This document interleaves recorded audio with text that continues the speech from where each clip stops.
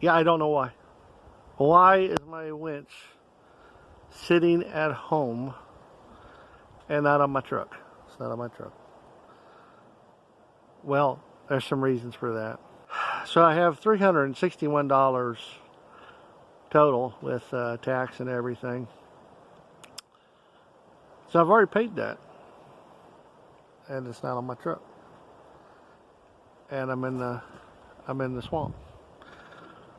Well, one thing I didn't figure in is that I've gotten estimates to get a bumper or to install this the way I talked about installing it. We're talking anywhere from $500 to $2,000 to get that winch installed correctly, where it will be able to be strong enough to pull a 12,000 pound plus load. So that's why my truck is sitting in the water and no winch to be found. Right here in the swamp. Oh well, that's how life goes.